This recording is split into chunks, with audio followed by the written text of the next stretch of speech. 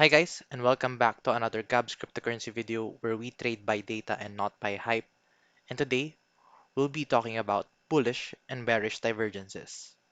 So let's dive into this video. In this video, we'll talk about ano ba yung bullish and bearish divergences, kailan ba natin siya ginagamit, and how often does a bullish and bearish divergence play out.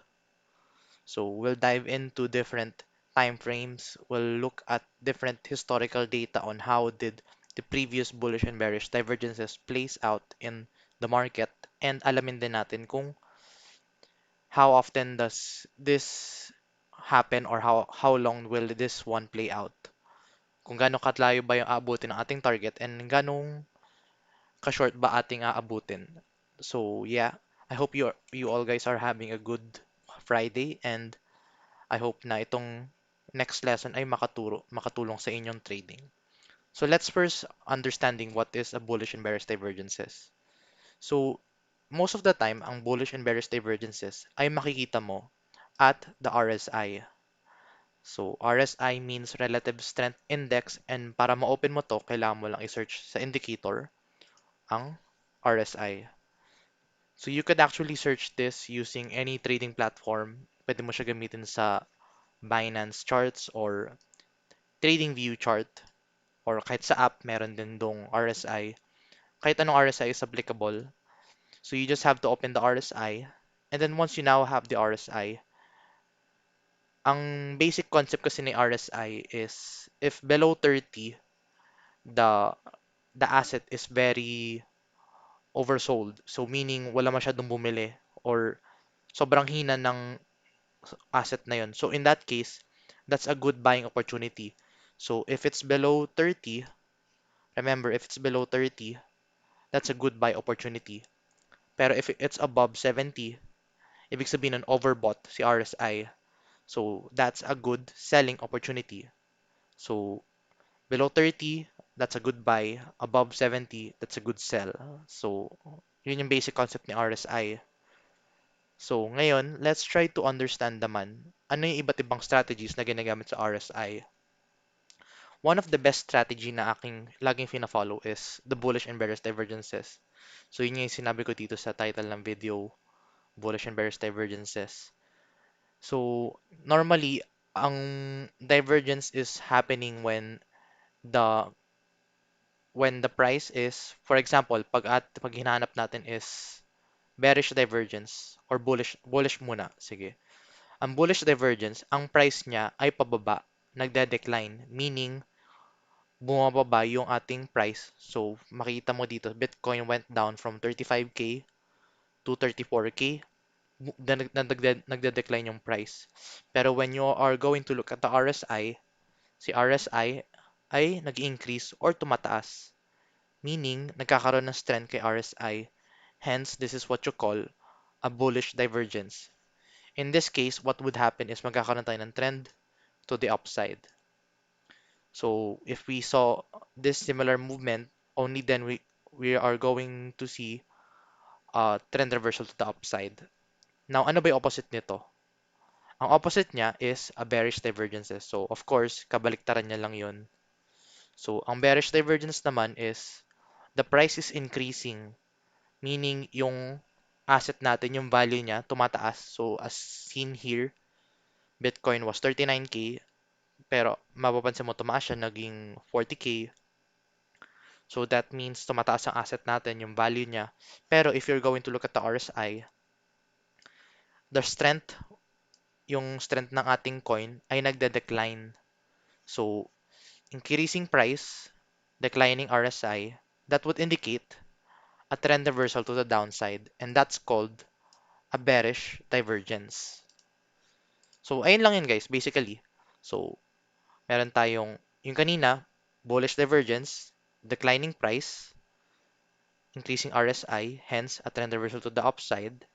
Tapos yung baliktad naman, increasing price, tas declining RSI, that's a trend reversal to the downside. So, ayun lang yun guys, basic concept. Now, the next question is, when are we going to expect the trend reversal to happen? Now, yung trend reversal is very subjective siya on different indicators. So, there are times na hindi ganong kalakas yung kanyang movement, pero the more na tumatagal yung ating divergence, the more na lumalakas yung ating trend reversal. So, as you can see in here, gantong katagal yung ating gantong katagal yung ating divergence, hence malakas yung ating pump to the upside. Napansin nyo yun, di ba? Now, let's look at another difference naman sa isa naman. Ito din, malakas yung ating divergence, that's why malakas din yung ating trend reversal. Ngayon, ito naman isa example na mas maliit yung divergence natin. So, dahil mas maliit yung divergence, mas maliit din yung increase natin. So, ito din naman, mas maliit yung ating trend reversal, mas maliit din yung decrease natin. Ngayon, ito naman is a different area naman, different scenario naman to. So, the trend reversal is up to this area. So, ang purpose lang ng divergence is to know kung kailan ba magta-trend reversal yung ating price. At hindi siya specific na para malaman mo kung anong target. Basically, ano lang siya, para malaman mo lang kung tataas na ba or bababa. Yun lang yung purpose niya.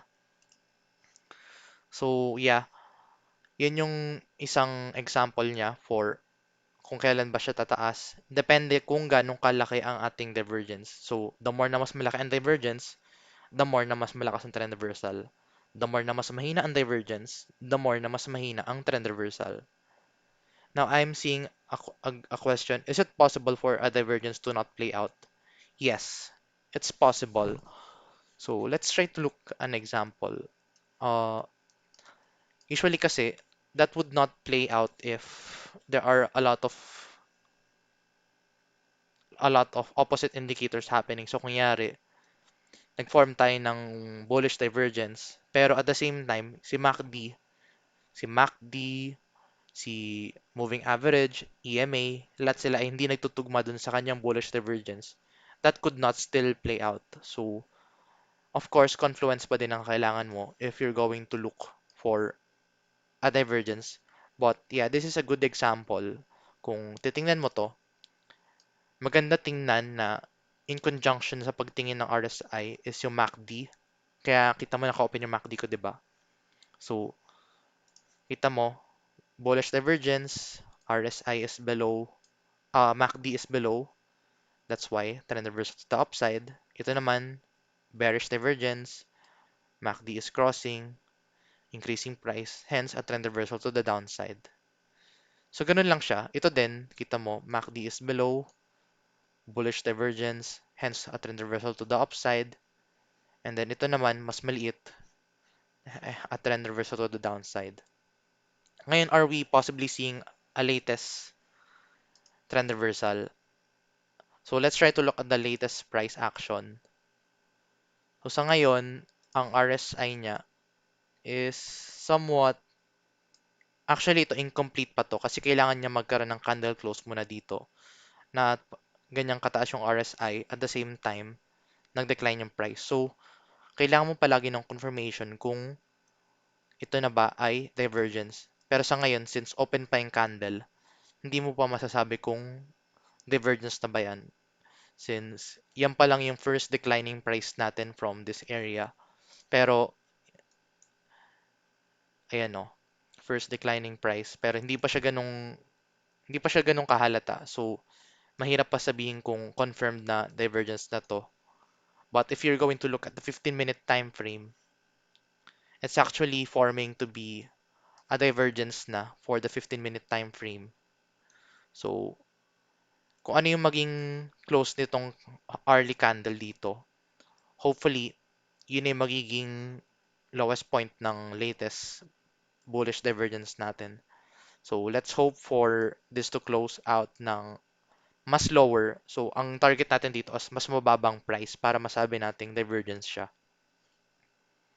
So, pero kung let's say nag-close siya na pag ganyan yung price action niya, hindi yan divergence, kailangan opposite yung kanyang price level. Now, possible lang ba sa short term yun? No, pwede din natin siya makita sa long term, sa bigger and long term time frame. So, let's look at historical data. This is actually the daily time frame. If you're going to look at this,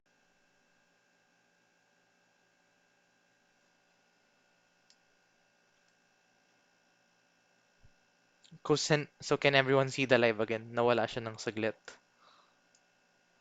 But yeah, so let's look at this naman. So ito, may nag-restart actually ng wifi kaya nawala ng saglit. Sorry na guys. So quick shoutout lang kay Shai Diorig. Thanks for the donation. I appreciate the support. If you guys like to drop a donate a support, you can click the dollar sign down below.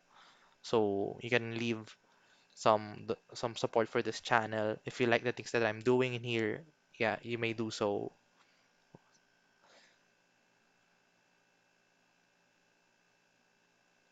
So yeah, that's it. Uh, let's look at this naman. So this is a bearish divergence forming in the daily time frame. So if you can see this, makikita mo na ang ating divergences can also happen during the daily time frame. So bigger time frames can also have bullish and bearish divergences. So kung naalala nyo, nag-post ako dati ng signal noong April indicating na nagkaroon tayo ng increasing price and then declining RSI. Hence, nag-signal ako nun na possible na magkaroon tayo ng trend reversal. And we did had that trend reversal. So, nakita nyo na ay no, nag-decline yung price ng ganong kalakas. So, kung ganong kalakas yung ating divergence, ganong kalakas din yung ating dump. So, we saw that same movement dito. Now, let's also look at another historical data, which is on the previous death cross.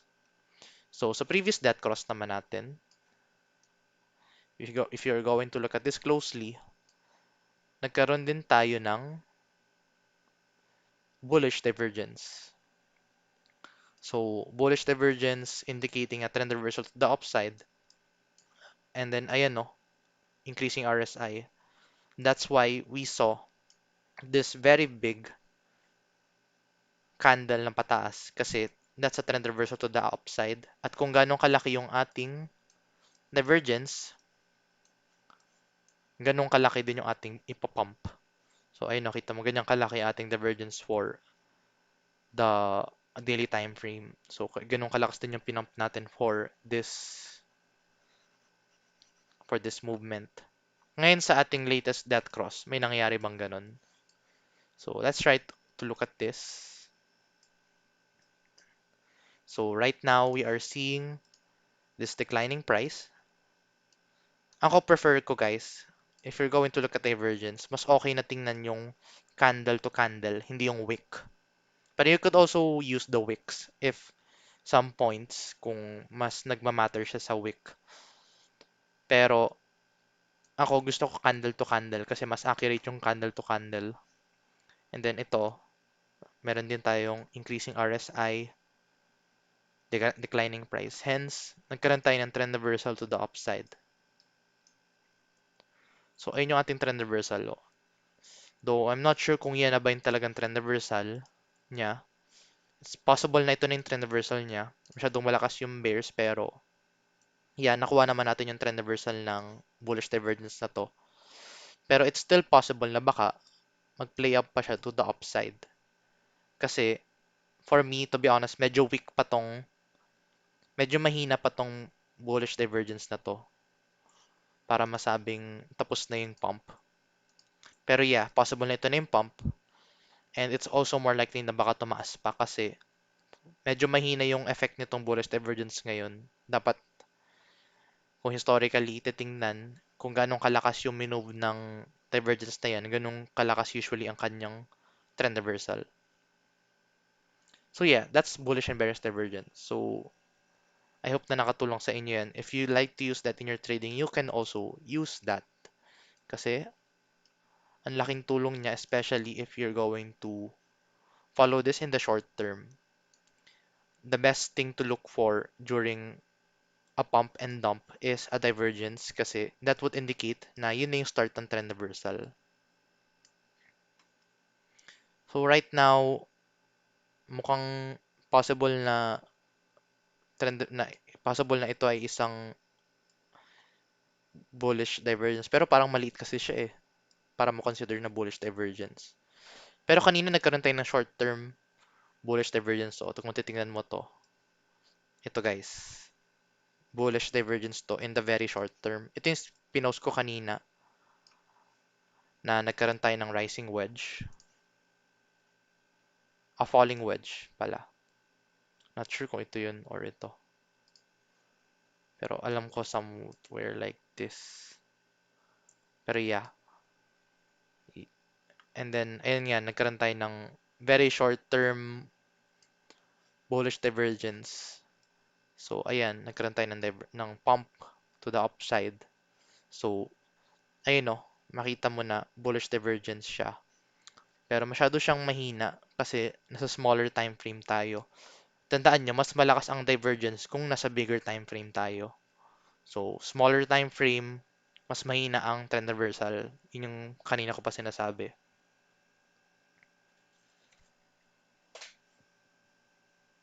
Speak English. Sorry. How to know po kung overbought or oversold? Ilan po dapat value ng RSI? To know if it's overbought or oversold, if it's above 70, that's overbought. So 70, anything that is above 70 is overbought. Anything yan. And anything that is below 30, that's considered oversold. So above 70 is overbought, below 30 is oversold. So meaning above 70, strong, very strong yung asset and marami nang bumili. Below 30, very weak ng asset and walang bumibili. So it's you should always buy below the 30. You should always consider buying below 30 and consider selling above 70.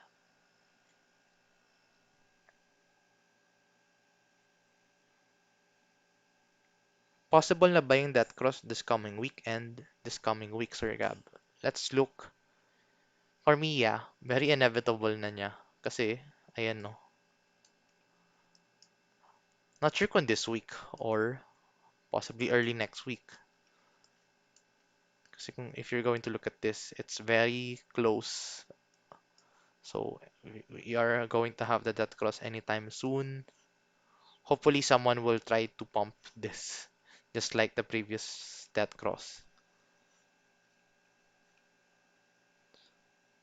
Ano pong entry for ano pong entry point for Bitcoin? It depends kung are you a short term, are you a mid term or a long term. If you're going in for a short term, I would wait for an hourly bullish divergence na malakas. So, you could say na this is a bullish divergence. Pero yeah, I would want a confirmation first, a candle close indicating na this is a bullish divergence. So, dapat mag-close siya na mas lower yung price. So, that's a good strategy for a short term. Mid-term. Pag mid-term, what I would want is a good support level. So, this one, I consider this area as a good buying area, this 34 to 36K. So, for the mid-term, I would like to buy in this area, especially for the long term, since this is a good buying area for the long term. But for the long term, if you're going to ask me when's the good buying time for the long term, it's anywhere below the 200-day moving average. So technically, any area in this place, any buying area below the 200-day is already a good buying opportunity. So I would buy na ngayon pa lang for the long term dito sa area na to. So yeah, depende yun sa strategy mo kung short term, mid term, or long term, kung ano magandang entry point. What can you say about experts? What can you say about experts saying that a debt cross is a very lagging indicator? Yep, it's true. Lagging indicator siya. So, a debt cross is actually telling us what we already know, which is, yun nga, sinasabi nga ng debt cross is, yun yung average price in the last in the last amount of days. So, example, for the last 50 days, ito yung average price for the last 50 days. And then ito, yung green line, 200-day EMA, that's the average price in the last 200 days. So, that's definitely a lagging indicator. However, if you're going to base this at a historical data, we could see na some debt cross, there are more debt cross na nag-consider na naging start siya ng isang biglang pag-dump.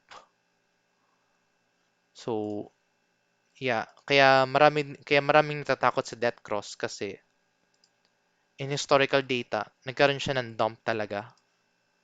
Same goes here.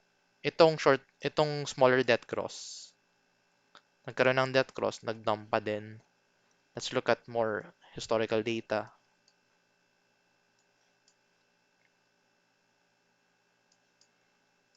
We had the debt cross, hence nag-dump. So, yeah, it's true na laging indicator siya, but it's very good. It's also good to look at historical data din, indicating na ang debt cross ay nagkakaroon siya ng effect for some quite of time. So, yeah, I would not try to cancel this one out kasi syempre if you are going to follow crypto, you should always consider each and every scenario. Hindi yung kailangan na oops, nag-death cross, hindi naman yung babagsak. Hindi dapat ganun yung inyong thinking. Ang thinking nyo dapat is, oops, nag-death cross. Ano ba yung probability na babagsak to or tataas? Dapat ganun. So ngayon, magda-death cross, ano ba yung probability nito na babagsak? The answer is, it's a very high probability. Kasi historical data, every death cross is bumagsak. So, ayan no, this death cross, we went below. This next death cross, we went below. So, this previous 2014 death cross, we also went below. So, the answer is, the probability will always be dependent on the historical data, guys. Mas okay po ba, sir, na i-wait muna mag-death cross bago po mag-enter? Ako personally, nag-wait ako.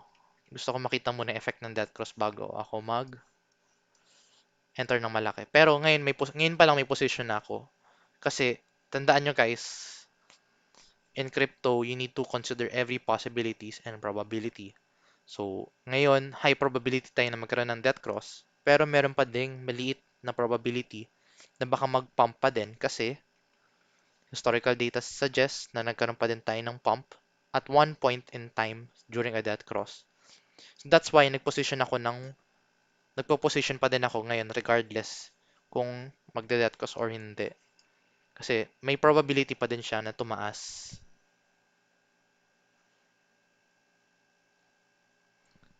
Pero yup, meron akong natitirang position na nag-aabang ako after death cross.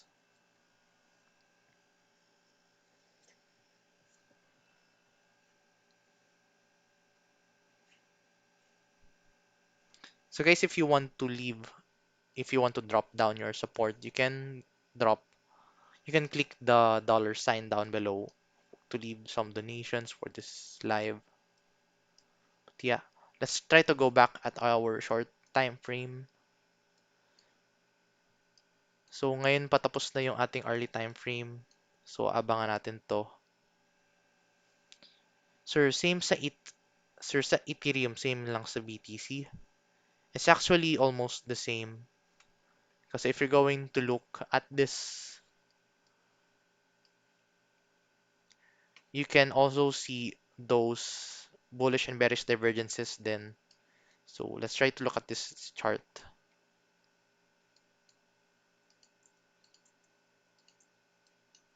So yun nga, may falling wedge tayo na kanina ko pa shinare sa ating Facebook group. So ayan, nasulog pa rin tayo ng falling wedge. So sabi ko may falling wedge tayo and then ayan oh, nagpe-play out pa rin tayo sa falling wedge.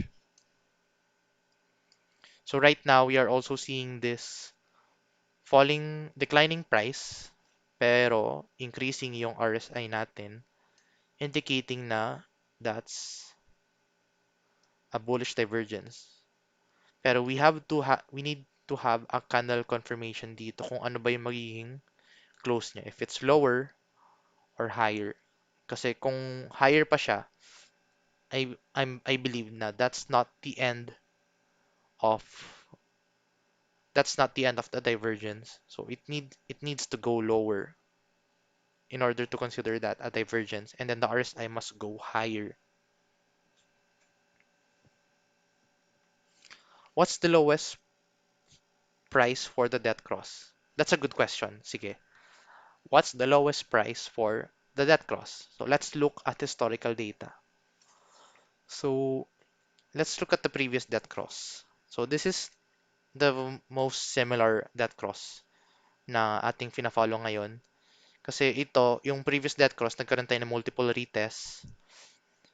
Itong debt cross na to, wala tayong retest sa ating 200-day moving average. So yung latest movement ngayon is walang retest din sa 200-day moving average. So yun yung mako-compare natin. So the similarities and the one that we should look for is a debt cross wherein walang touch sa 200-day moving average. And that cross is this one. Bitcoin price not retesting the 200-day moving average. Ngayon, paano ba natin tong nakuha itong lowest point? So that cross, and then that's November to January. So let's look at the weekly time frame. So weekly, and then let's try to look at this. Kung titingnan mo sa weekly, medyo cramp lang siya dyan. Yung ating 50-week moving average, yun yung naging lowest point ng that cross. Look at this, November to January. Yung ating lowest point ng that cross was this area. So that's the 50-week moving average. So if we would want to know the worst case scenario or the lowest point of the death cross, we would have to follow this red line. And let's look for this red line kung nasaan na ba siya ngayon. And kung titingnan mo dito, ang layo pa ng red line. So possible na bumagsak pa tayo dito sa red line na to. And right now, the red line is ranging around 29 to 30,000 US dollars. So that's the lowest point of the death cross as of now. Pero remember, this is a moving average indicator. So as the day goes by, tumataas siya. So baka next week, ang price niya na is around 31,000 by the time na mag-hit na yung death cross. So possible na yung lowest price area natin dito is around 29 to 31,000 US dollars. So that's what you should be expecting for this death cross. This red line. Yun yung magiging support natin for the death cross. Yung green naman, green line, yung 200-week moving average, yan naman yung nagde-determine ng ating market cycle structure.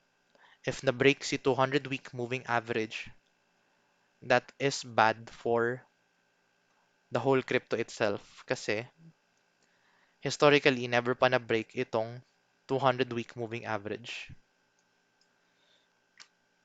Bull market, nagde-determine siya dito sa ating 50-week moving average. Ayan o. 50-week moving average, previous market cycle, never siya pumunta below. Previous market cycle, never pumunta below. And then current market cycle, so after ng golden cross, dun pa lang tayo magkakaroon ng retest ngayon. Ito guys, hindi ko to kinoconsider itong part na to. This is actually the coronavirus dump. So, kahit nagkaroon ng death cross dyan, hindi ko siya masyadong fina-follow kasi maraming underlying factors siya. Thanks Joylene Visto for the donation. Very cool. Thanks. And si Kahoy daw, shoutout sa inyo guys. Thanks for the donations. Effect po ng death cross to altcoins. So of course, pag bumagsak si Bitcoin, mahahatak ang lahat ng altcoins. Siyempre, matadamay si Ethereum, Cardano, sino pa ba? Polygon. Pero it's also worth noting, if bumagsak si Bitcoin during the death cross, ang kailangan mo ngayon i-check is si Bitcoin dominance. So, ang dapat mangyari during a Bitcoin dominance is, pag bumagsak si Bitcoin, dapat para masabi nating healthy ang altcoins, kailangan mag-decline at bumagsak ang dominance na Bitcoin. So, if nangyari yon, saka lang natin masasabi na healthy ang altcoins at hindi sila ganun affected. Pero let's say si Bitcoin dominance is tumaas during a dump ni Bitcoin, that is very bad for the altcoins.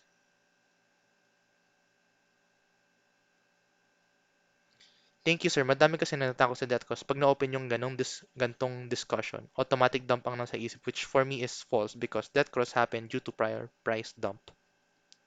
Yeah, uh, tandaan nyo lang guys, when trying to understand for a death cross, kailangan yung alamin kung ano ba yung probabilities palagi. Hindi ibig sabihin na nagkaroon ng death cross, automatic dump. Ibig sabihin lang ng death cross, there is a higher probability na magkakaroon ng dump, pero magpapump pa din siya. It's just saying na historical data guys nagsasabi lang na historical data is nagde-decline yung price and possibly ma-affect niya yung next moving average niya, which is yung after ng death cross. Kaya kung titingnan mo si daily time frame, yung naging effect ni death cross is tumuloy-tuloy siya sa ating bearish sentiment. Ayan o, bearish. Pero marami kasi siyang underlying factors eh. Yun yung sinasabi ko kanina guys, confluence parati. And yun nga, maraming difference yung current death cross sa ating previous death cross, such as yun nga, yung moving average. Ayun.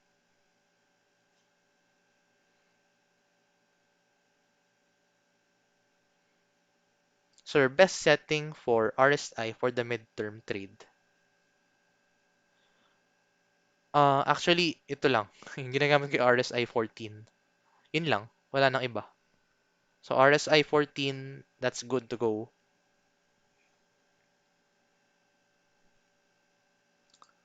And then,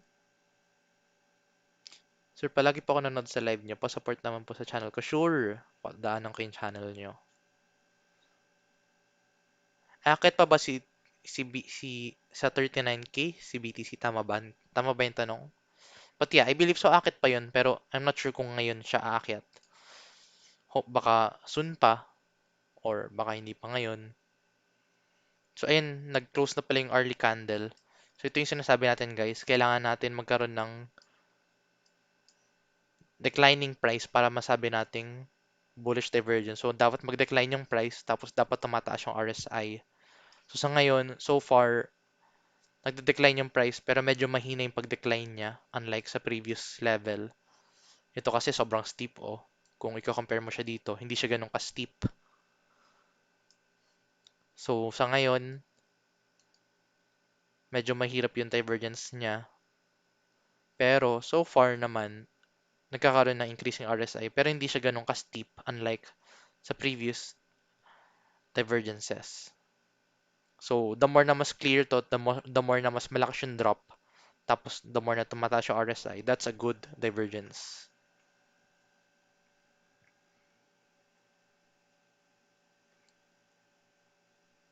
Do you look for divergences in all time frames or only in the 4-hour, 1 hour, and 15-minute time frame? I think I answered that question kanina. I always look for divergences in all time frames.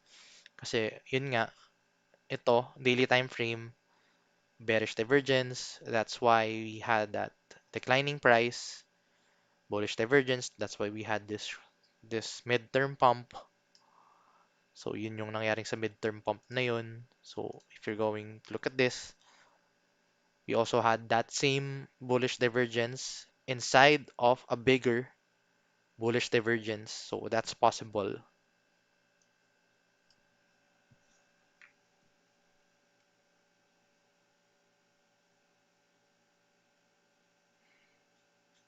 Ayos po futures niyo ah. Bakit bihira lang kayo mag-futures? Nakita mo ata yung sineshare ko. Nag-features lang ako pag... Actually, hindi mo siya nag-features kasi yung spot wallet itself, ang laki na ng profit dun for me. So, kaya hindi talaga ako masyado nag-features. Nung time na nag-features ako, na-board lang ako nun. So, hindi ko siya masyadong ginagawang hobby. Kasi if you're in for investment or investing, spot is already good. And dati, dati naman, wala talaga dating leverage dito sa crypto eh. Nauso lang siya nung nag-open yung mga trading platforms. But yeah, ito yung gusto natin mangyari, magkaroon ng declining price. And then hopefully, sana, maging okay yung ating RSI. Pero right now, we are not getting that increasing RSI. So yeah, that's not the divergence.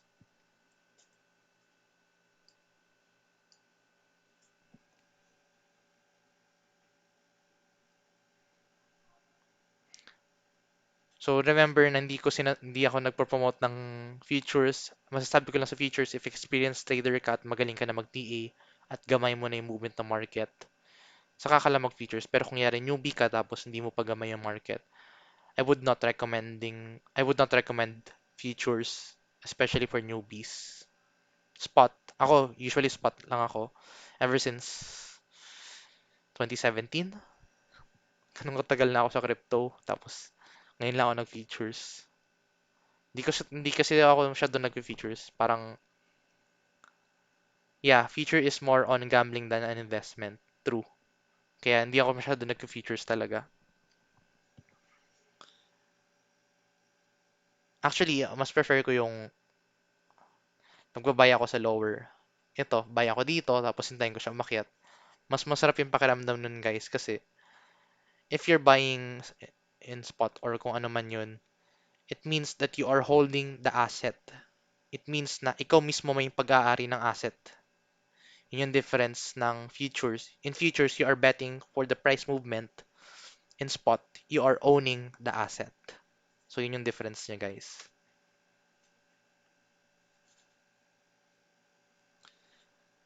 So, yeah, ayun. Let's end the video in a few minutes. So, yeah, na-consider naman natin lahat regarding bullish and bearish divergences. So, right now, we are not seeing that bullish divergence playing out kasi the RSI did not have an increasing RSI. Instead, the RSI went lower. Remember, in order na maging bullish divergence to, kailangan si RSI ay increasing. Dapat increasing si RSI. Ang nangyari ngayon, it went down below. So that's not a divergence. So yeah, ayun. If you find this video useful, I hope na makatulong sa inyo. If you find this video useful, please give this video a like. And if you want to see more signals like this, you can join our Facebook, Telegram, Discord, and Twitter. Link is in the description below. And if you want to see more contents like this, please subscribe for more. And yeah, I will end the stream in about 2 to 3 minutes. Regarding Bitcoin dominance, pwede pa turo sir kung paano basahin yung chart nun. Sa ngayon, nasa baba siya, pero strong ang Bitcoin dominance. Yeah, pag strong ang Bitcoin dominance, babagsak ang mga altcoins. Yun yung tandaan nyo guys. Stronger Bitcoin dominance, babagsak ang altcoins or hihina ang altcoins. So, buksan natin si Bitcoin dominance. So, ayun no, tumaas si Bitcoin dominance indicating na mahina yung altcoins. So, yun yung kailangan mo intindihin. Pag bumagsak si Bitcoin dominance, doon lalakas ang altcoins. That's why nagkaroon ng altcoin season noong April and May.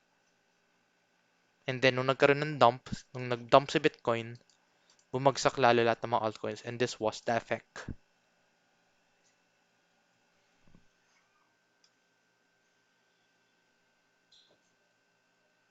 So ayun guys, I hope you find this video useful and I'll be ending the video. Thanks for dropping by and I'll see you in the next video. Bye bye for now.